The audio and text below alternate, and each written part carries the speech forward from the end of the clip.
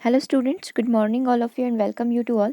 आज यहाँ पर हम लोग जो बाल अपराध वाला एक टॉपिक हम लोगों ने कल के सेशन में स्टार्ट किया था उसका सेकंड पार्ट कंप्लीट करने जा रहे हैं और आज के सेशन में हम लोग इस पूरे चैप्टर को यहाँ पर कंप्लीट कर लेंगे। ठीक है, तो जैसे कि प्रीवियस सेशन में हम लोगों ने देखा था बाल अपराध क्या क्या होते हैं, फिर सेकेंड टाइम हमने सारी डेफिनेशंस देखी थी कि क्या क्या परिभाषा हमसे पूछी जा सकती है और कुछ क्वेश्चन भी हम लोगों ने कंप्लीट किए थे। कुछ एक क्वेश्चन का होमवर्क भी आपके साथ दिया गया था जो आपको होमवर्क कंप्लीट करना था। ठीक है, और कुछ वन लाइनर क्वेश्चंस भी हम लोगों ने कंप्लीट किए थे और आज हम लोग यहाँ पर पढ़ रहे हैं बाल अपराध जो होते हैं उनका उपचार जो है किस तरीके से किया जाता है। तो यहाँ पर कुछ सरकार के द्वारा कदम भी उठाए गए, तो उन्हीं सारे जो पॉइंट्स है उनके बारे में आज के सेशन में हम लोग डिस्कस करने वाले हैं। सबसे पहले बात करें बाल अधिनियम 1960 की, जो कि बाल अधिनियम आया था 1960 के अंदर। ये क्या हमें बताता है इसको हम लोग डिस्कस करेंगे अभी। जैसे कि इसमें सबसे पहले बताया गया है कि जो बाल अधिनियम आता है इसके अंदर क्या रखा जाता है। इनमें उपेक्षित बालकों व बाल अपराधियों की सुरक्षा, कल्याण, प्रशिक्षण, शिक्षा के पुनर्वास इत्यादि सारी सुख सुविधाएं जो है अवेलेबल यहाँ पर रहती है। यहाँ पर लड़के 16 वर्ष से कम आयु के और लड़कियां जो 18 वर्ष की आयु तक की यहाँ पर निर्धारित की गई इन बच्चों को बाल अधिनियम 1960 के अंतर्गत बाल आपराधिक श्रेणी में डाला जाता है। आवास अवलोकन गृह की बात करें तो पूछताछ के दौरान बच्चों को इन केंद्र में रखा जाता है और इनमें शिक्षा इत्यादि की प्रमुख सुविधाएं उपलब्ध होती है। ठीक है, पूछताछ के दौरान मतलब वो इंक्वायरी वगैरह चलती है, तब के लिए आवास अवलोकन गृह में रखा जाता है। फिर हमारा एक ऑप्शन और आता है बाल गृह। बाल गृह में उपेक्षित बच्चों का आवास, शिक्षा, चरित्र निर्माण एवं नैतिक खतरे से सुरक्षा इत्यादि की प्रमुख सुविधाएं उपलब्ध होती है। अगला है हमारा विशिष्ट स्कूल। उसमें उद्दंड बालकों को सुधारने के लिए आवश्यक प्रशिक्षण कार्यक्रम ऑर्गेनाइज करवाए जाते हैं। कुछ स्पेशल स्कूल्स जो होते हैं इस प्रकार के बच्चों के लिए खोले जाते हैं। ठीक है, अगले की बात करते हैं उत्तम देखभाल संगठन। इन संगठन पर्टिकुलर कोई एनजीओज वगैरह हो गए, कुछ पर्टिकुलर संगठन हो गए, इनका कार्य क्या होता है। इनका उद्देश्य होता है बाल गृहों या विशिष्ट स्कूलों से बाहर आने वाले बच्चों को सम्मान पूर्वक जीवन व्यतीत करने में सहायता करना। जब बच्चा जो है अपना पूरा जो एक पीरियड रहता है, पूरा एक काल रहता है, उसको कंप्लीट करके आ गया है, बाहर आया है, तो उनको आगे किस तरीके से ट्रेनिंग दी जानी चाहिए, ये सारे एनजीओस उनको हैंडल करते हैं। अगला है किशोर न्यायालय। अभी किशोर न्यायालय, किशोर सदन जो है ये क्या करता है, ये न्यायालय साधारण अदालतों से काफ़ी ज़्यादा अलग होते हैं तथा इनकी स्थापना भी बाल अधिनियम 1960 के अंतर्गत की गई है। इसमें न्यायाधीश प्राय महिलाएं होती है जो बाल मनोविज्ञान एवं अन्य सामाजिक विज्ञानों के ज्ञान से परिचित होती है। जैसे इनकी भी एग्जाम्स होती है, इसमें भी जो साइकोलॉजी होती है, जो मनोविज्ञान होता है, बहुत ज़्यादा पूछा जाता है। इसके लिए भी आपने बहुत सारी देखी होगी वैकेंसीज वगैरह आती है। तो यहाँ पर क्या रहता है, जो बाल मनोविज्ञान है अन्य विज्ञान से परिचित रहती है, बच्चों को पूरा समझते हैं। पुलिस सादे कपड़ों में आती है। इन न्यायालयों का उद्देश्य अपराध के कारणों का पता लगाना तथा बाल अपराधियों का सुधार करना है। अपराधी पाए जाने पर बच्चों को सुधार गृह में भेज दिया जाता है। ठीक है, बिल्कुल बच्चों के साथ एक नॉर्मल बिहेवियर किया जाएगा, क्योंकि बच्चों के मन में कोई इमेज ऐसी ना बैठ जाए कि पर्टिकुलर ये इमेज बहुत खराब है, तो बिल्कुल साधारण तरीके से वहाँ पर कार्य किया जाता है। अगली बात करते हैं प्रोबिशन की। तो प्रोबिशन क्या है, ये किशोर न्यायालय का महत्वपूर्ण अंग होता है। इस व्यवस्था के अंतर्गत आपराधिक प्रवृत्ति को प्रोबेशन अधिकारी के संरक्षण में रखा जाता है। कोई भी बालक है उसको एक जो मेन होगा उसके संरक्षण में रखा जाएगा। प्रोबेशन के समय तक प्रोबेशन अधिकारी उसकी देखरेख करता है तथा उसके बारे में आवश्यक जानकारी प्राप्त करता है। यदि प्रोबेशन काल के मध्य उसका ठीक आचरण होता है तो न्यायालय की सलाह के आधार पर उसको छोड़ दिया जा सकता है। ठीक है, यदि बच्चे का आचरण ठीक है, वो नॉर्मल व्यवहार करने लगा है, बिल्कुल नॉर्मल हो चुका है, ऑनेस्ट हो चुका है, तो उसको फिर वहाँ से छोड़ दिया जाता है। ठीक है, मतलब उसका जो काल रहता है, मान लो 2 साल तक बच्चे को यहाँ पर रहना है, तो उससे पहले ही उसको छुट्टी दे दी जाती है। ठीक है, पर्टिकुलर किसी व्यक्ति की देखरेख में रहने पर। आगे हम लोग बात करते हैं बॉस्टल स्कूल की। तो ये बाल अपराधियों के सुधार से संबंधित प्रमुख संस्था है। इंग्लैंड में बोल्टन स्कूल जो है, इसका नाम ब्राइस नाम विद्वान जो है, इन्होंने 1902 में एक गैर सरकारी जेल खाना खोला था। सरकारी नहीं, मतलब एक गैर सरकारी जेल खाना यहाँ पर खोला गया था। और भारत में बात करें, ऐसे बात करें तो इंग्लैंड में, और पर्टिकुलर इंडिया की बात करें तो तमिलनाडु में 1962 में पहली बार बॉटल स्कूल जो है इसकी स्थापना की गई थी। उसके बाद बंगाल, महाराष्ट्र, मध्य प्रदेश, कर्नाटक में भी एक एक बॉटल स्कूल जो है इसकी स्थापना की गई थी, इसको खोल दिया गया था। ठीक है, उत्तर प्रदेश में बरेली में भी बाल बंदी गृह की स्थापना की गई। 15 से 21 वर्ष के जो किशोर अपराधियों को इसमें व्यावसायिक व औद्योगिक प्रशिक्षण दिया जाता है तथा बाल अपराधी को सुधारने के कार्य यहाँ पर किए जाते हैं। ठीक है, अगली बात करते हैं, प्रोबेशन की बात हो गई। अगली बात करते हैं रिफॉर्मेटरी स्कूल की।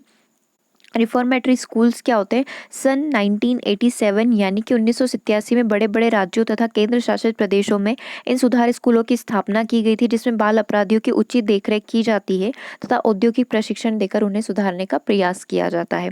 ये होते हैं हमारे रिफॉर्मेटरी स्कूल, है ना। फिर बात करते हैं बाल बंदी गृह की। इनकी स्थापना सुधार गृहों के सिद्धांतों के अनुरूप की गई है। इन्हें किशोर सदन भी बोल सकते हैं हम लोग। सर्वप्रथम बाल जो है बंदी गृहों की स्थापना जो है बिहार, ओडिशा, उत्तर प्रदेश में की गई थी। और उत्तर प्रदेश की यदि पर्टिकुलर हम लोग बात करें तो 19 वर्ष की कम आयु के बाल अपराधियों को इन बंदी गृह में रखा जाता है। जैसे यूपी के लिए पर्टिकुलर 19 वर्ष है, ऐसे 21 वर्ष भी होती है और ऐसे 18 वर्ष भी मानी जाती है। संतोषजनक व्यवहार न करने पर उन्हें केंद्रीय कारागार में भी भेजा जा सकता है। फिर आते हैं बाल सलाह केंद्र तथा बाल क्लब। बाल सलाह केंद्रों में मनोवैज्ञानिक रूप से बाल अपराध के कारण जानने का प्रयास किया जाता है और अनेक राज्यों में बाल क्लबों की स्थापना यहाँ पर की गई है। अब एक और आता है भारतीय किशोर न्याय अधिनियम 1986। ये टोटल 8 प्रकार है जहाँ पर बच्चों के सुधार गृह या फिर कुछ इस प्रकार के सदन, उस प्रकार की संस्थाएं, एनजीओज होते हैं जो बच्चों की मदद करते हैं उनको सुधारने में। तो इसके अंदर एक है भारतीय किशोर न्याय अधिनियम 1986। ये 1986 में पारित। इस अधिनियम में क्या हुआ था? बाल जो न्यायालय है तथा किशोर कल्याण बोर्ड की स्थापना की गई थी। इसके ऊपर बल दिया गया था कि इनकी स्थापना की जानी चाहिए। 2 अक्टूबर 1987 से यह अधिनियम जो पूरे देश के अंदर लागू कर दिया गया था। यूपी में भी 27 विशेष न्यायालय जो इस प्रकार की स्थापना की गई है और 52 जिलों में भी किशोर कल्याण बोर्ड की यहाँ पर स्थापना की गई है। ठीक है, तो ये सारे हम लोगों ने पढ़ लिए कि किस किस तरीके से बाल अपराध को रोकने के लिए क्या क्या संस्थाएं और क्या क्या एनजीओज यहाँ पर लगाए गए हैं। चलिए, आपको कल एक होमवर्क दिया गया था कि निम्नलिखित में से आप किसे बाल अपराधी कहेंगे? घर में भाई बहन को मारना, माता पिता की आज्ञा न मानना, हॉस्टल में साथियों का सामान चुराना या अपराधियों की संगत में न रहना। तो देखो डी तो नेगेटिव है, न रहना बोल दिया मतलब कि अपराधियों की संगत में नहीं रहेगा तो बच्चा डेफिनेट सी बात है कि सीधा साधा सा होगा। ठीक है, तो डी तो होगा नहीं। ए, बी और सी में से हमें डिसाइड करना था आंसर क्या होगा। आंसर होगा हमारा ऑप्शन नंबर सी। हॉस्टल में साथियों का सामान चुराना जो है ये एक बाल आपराधिक श्रेणी में कंसीडर किया जाता है। ठीक है, आंसर क्या हो गया? आंसर हो गया यहाँ पर ऑप्शन नंबर सी। ओके, चलिए अगले क्वेश्चन पर बढ़ते हैं। चलिए अगले क्वेश्चन है आपके सामने। अपराधी बालक कौन होते हैं? जो असामाजिक कार्य करते हैं, जो शिक्षक के लिए सरदर्द होते हैं, जो कक्षा में अव्वल आते हैं, जो समाज में रहना पसंद नहीं करते। तो डेफिनेट सी बात है कि हम लोग आपराधिक बालक किनको मानेंगे? जो असामाजिक कार्य करते हैं। आंसर हमारा क्या हो जाएगा? आंसर हो जाएगा ऑप्शन नंबर 1। ठीक है, अगले क्वेश्चन की बात करते हैं। बाल अपराधियों की आयु क्या होती है? वो प्रश्न का प आ गया है। ठीक है, क्वेश्चन हमसे सीधा सा पूछा था कि बाल अपराधियों की आयु क्या होती है? 5 से 10 वर्ष, 3 से 12 वर्ष, 18 वर्ष से कम या फिर 18 वर्ष से अधिक। ठीक है, 18 वर्ष से 21 से लेकर तो हमारे सारे किशोर आ जाते। बिलो 18 वर्ष, 18 वर्ष से कम में हम लोग मानते हैं बाल अपराधियों को। आंसर क्या हो जाएगा? आंसर यहाँ पर हो जाएगा हमारा ऑप्शन नंबर सी। ठीक है, अगले क्वेश्चन की बात करते हैं। अगला क्वेश्चन क्या बोल रहा है यहाँ पर? देखो, इनमें से कौन सा कृत्य बाल अपराध नहीं है? बहुत इजी क्वेश्चन इस चैप्टर से पूछे जाते हैं। बस मेन है तो थोड़ा सा परिभाषाएं आपसे पूछी जा सकती है और कुछ स्टैटिक पॉइंट्स आपसे पूछे जा सकते हैं, जैसे कि पर्टिकुलर कोई भी जेल हो गई तो वो कहाँ पर स्थित है। इस प्रकार के थोड़े से क्वेश्चन आपसे बन सकते हैं। ठीक है, इनमें से कौन सा कृत्य बाल अपराध नहीं है? नशा करना, कक्षा में नींद निकालना, कक्षा से भाग जाना या फिर झूठ बोलना। हमें इतना सा बताना था कि कौन सा बाल अपराध की श्रेणी में नहीं आएगा। ठीक है, तो कक्षा में नींद निकालना जो है बाल अपराध की श्रेणी में नहीं आता है। कक्षा से भाग जाना, झूठ बोलना और नशा करना, तीनों ही चीजें बाल अपराध की श्रेणी में काउंट की जाती है। ओके, अगले क्वेश्चन की बात करते हैं। प्रतिभाशाली छात्र अपराधी कब माना जाता है अथवा किशोर में द्वंद उभरने का प्रमुख कारण क्या है? द्वंद मतलब वो कुछ अलग एक्टिविटी कर रहा है जो कि सही नहीं है, गलत रास्ते पर चल रहा है। उसके पीछे का रीजन क्या होता है? निराश व निसहाय हो जाना, अवसरों की प्रतिकूलता होने पर, स्वप्न दर्शन के कारण या फिर पीढ़ियों का अंतर मतलब पीढ़ी दर पीढ़ी एक डिफरेंस बढ़ता जा रहा है। लाइक हमारे जो बड़े हैं उनकी सोच थोड़ी अलग है, हमारी अलग है, आगे आने वाली जो जनरेशन है उसकी सोच अलग होगी। क्या इस कारण से हो रहा है क्या? तो यहाँ पर रीजन क्या हो सकता है? सबसे पहला ऑप्शन आप देख सकते हैं, निराश व निसहाय होने के कारण। दूसरा, अवसरों की प्रतिकूलता के कारण। तीसरा ऑप्शन है स्वप्न दर्शन के कारण या फिर ऑप्शन डी है पीढ़ियों का अंतर हो जाने के कारण। आंसर क्या होगा इसका? आंसर होगा अवसरों की प्रतिकूलता हो जाने के कारण ही बच्चा जो है आपराधिक प्रवृत्तियों की तरफ अग्रसर हो जाता है। आंसर क्या हो जाएगा? आंसर हो जाएगा ऑप्शन नंबर बी। देखो अगले क्वेश्चन की हम लोग यहाँ पर बात कर रहे हैं। अगला क्वेश्चन क्या बोल रहा है, वह बालक जो व्यवहार से सामाजिक प्रतिमानों से विचलित होता है उसे क्या बोलते हैं। इस प्रकार की हमने एक डेफिनेशंस भी देखी थी, है ना, हील की डेफिनेशन थी वो। तो वह बालक जो व्यवहार से सामाजिक प्रतिमानों से विचलित हो जाता है उसे यहाँ पर किस कैटेगरी में डाला जाता है, उसे आपराधिक बालक की कैटेगरी में यहाँ पर कंसीडर किया जाता है। तो इसी सिचुएशन में आपका आंसर क्या होना चाहिए, answer is option number C. अगले क्वेश्चन की बात करते हैं। अगला क्वेश्चन बोल रहा है, एक बालक जो समाज द्वारा निर्धारित व्यवहार के सामान्य प्रतिमानों का अनुसरण नहीं करता है बाल अपराधी कहलाता है। ये डेफिनेशन किसके द्वारा दी गई है, हिल के द्वारा, कॉल के द्वारा, गुड के द्वारा या फिर न्यू मेयर के द्वारा। तो देखो ये डेफिनेशन किसने दी थी, ये डेफिनेशन दी थी हिल ने। कल भी हम लोगों ने पढ़ा था कि बालक जो होता है वो क्या होता है, विचलित हो जाता है। इस तरीके से उन्होंने शब्द का प्रयोग किया था। तो वही कि सामान्य प्रतिमानों का अनुसरण नहीं कर रहा है, मतलब कि वो अपने पद से क्या हो चुका है, विचलित हो चुका है। तो ये डेफिनेशन जो है हिल के द्वारा दी गई है। तो आपका आंसर यहाँ पर क्या हो जाएगा, आपका आंसर हो जाएगा ऑप्शन नंबर 1। ओके, चलिए अगले क्वेश्चन की बात करते हैं। बाल अपराध का कारण क्या हो सकता है, माता पिता में अनबन का रहना, परिवार के सदस्यों का सहानुभूति पूर्ण व्यवहार होना, परिवार में आपस की सहमति से कार्य होना या फिर समृद्ध परिवार। देखो बी, सी और डी ऑप्शन जो है वो पॉजिटिव है, ए अकेला नेगेटिव है।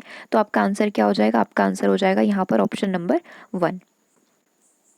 चलिए अब बात कर लेते हैं हम लोग थोड़ा सा यहाँ पर डेफिनेशंस को एक बार रिवाइज कर लेते हैं, क्योंकि डेफिनेशंस आपसे पूछी जाती है। ठीक है, सबसे पहली डेफिनेशन जो हम लोगों ने देखी थी वो माउरर की डेफिनेशन थी कि माउरर ने क्या बोला है। तो माउरर ने सीधा साधा सा बोला था कि बाल अपराधी वो व्यक्ति होते हैं या तो जो जानबूझकर इरादे के साथ समझते हुए समाज की रूढ़ियाँ जो है उनकी उपेक्षा करते हैं, या फिर उन उपेक्षाओं से उनका कहीं ना कहीं कनेक्शन होता है, संबंध होता है, तो उसे बाल अपराधी यहाँ पर माना जाएगा। ठीक है, फिर एक हमने देखी थी डेफिनेशन सैथना की, याद आ रहा होगा कल के सेशन में ही तो पढ़े थे हम लोग। सैथना ने क्या बोला था, बाल अपराध के अंतर्गत तरुण व्यक्ति के वे गलत कार्य आते हैं जो कि संबंधित स्थान के कानून जो उस समय लागू होते हैं के द्वारा निर्दिष्ट आयु सीमा के अंतर्गत निर्धारित किए गए हैं। ठीक है, ये सैथना ने बताया था। देन हमने हैली की डेफिनेशन देखी थी कि हैली ने क्या बोला है बाल अपराध के बारे में। तो उन्होंने बताया था कि एक बालक जो सामाजिक व्यवहार के मान से विचलित हो जाता है बाल अपराधी यहाँ पर कहलाएगा। फिर एक डेफिनेशन और हम लोगों ने देखी थी सिरिल बर्ट की, और ये बोला भी था कि ये डेफिनेशन आपको याद करनी ही है। तो सिरिल बर्ट के अनुसार किसी बालक को बाल अपराधी तब माना जाएगा जब उसकी समाज विरोधी प्रक्रिया या फिर जो उसकी प्रवृत्तियां हैं इतनी गंभीर हो जाएगी कि उसके विरुद्ध कार्रवाई करना आवश्यक हो जाएगा। ठीक है, कार्रवाई करने लायक यदि वो बच्चा हो जाता है, उसकी प्रवृत्तियां, उसका व्यवहार इतना गंभीर हो जाए जो कि समाज के लिए हानिकारक हो। तो इस प्रकार की डेफिनेशन किसके द्वारा दी गई है, सिरिल बर्ट के द्वारा दी गई है। ठीक है, तो ये सारी डेफिनेशंस जो है हमने कल के सेशन में डिस्कस भी करी थी। तो आई होप कि ये सेशन आपको अच्छा लगा हो। सेशन अच्छा लगा तो कमेंट करके बताइएगा। मिलते हैं अगले सेशन में। Okay, thank you for watching.